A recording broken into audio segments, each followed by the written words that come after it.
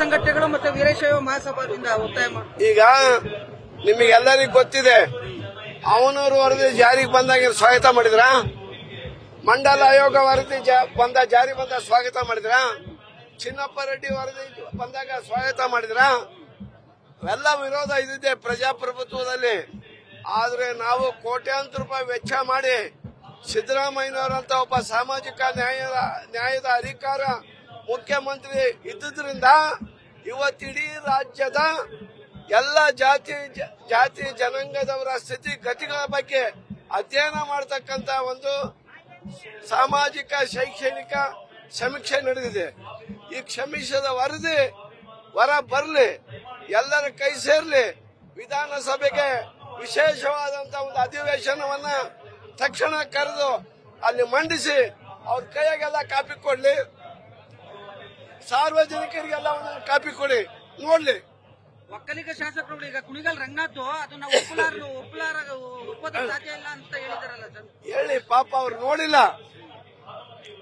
ವರದಿನ ನೋಡ್ಲಿ, ಅದರಲ್ಲಿ ಏನ್ ನ್ಯೂನತೆ ಇದೆ ಅನ್ನೋದು ಹೇಳಿ, ಏನು ತಪ್ಪಾಗಿದೆ ಅಂತ ಹೇಳಿದ್ರೆ ಸರ್ಕಾರ ಅದನ್ನ ಸರಿಪಡಿಸುವ ಅವಕಾಶ ಇದೆ ಅಲ್ವಾ.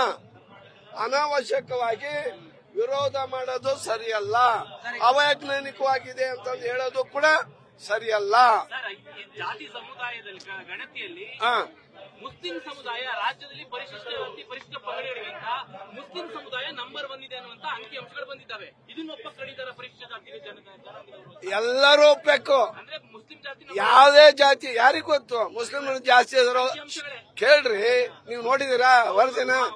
ಆಯ್ತು, ಯಾರು ಜಾಸ್ತಿ ಇದಾರೋ ಅದು ಸರ್ವೆ ಪ್ರಕಾರ ಆಗಿದೆ, ಸಮೀಕ್ಷೆ ಪ್ರಕಾರ ಆಗಿದೆ.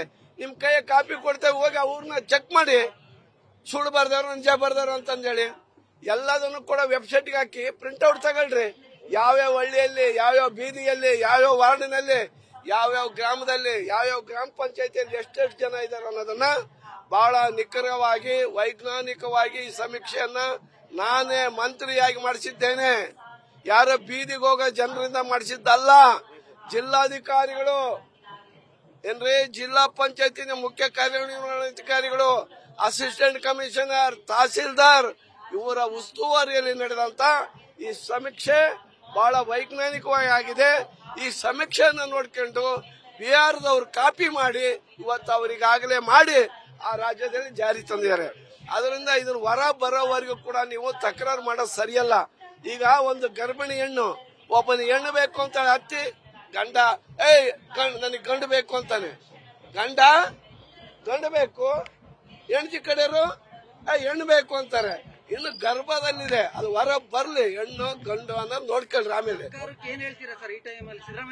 ಸಿದ್ದರಾಮಯ್ಯನವರೇ, ನಿಮ್ಮ ರಾಜಕೀಯ ಇಚ್ಛಾಶಕ್ತಿಯನ್ನ ಪ್ರದರ್ಶಿಸಿ ಯಾವುದಕ್ಕೂ ಜಗ್ಗದೆ ಬಗ್ಗದೆ ಈ ವರದಿನ ಬಹಿರಂಗಗೊಳಿಸಿ ನ್ಯಾಯ ಕೊಡಿ.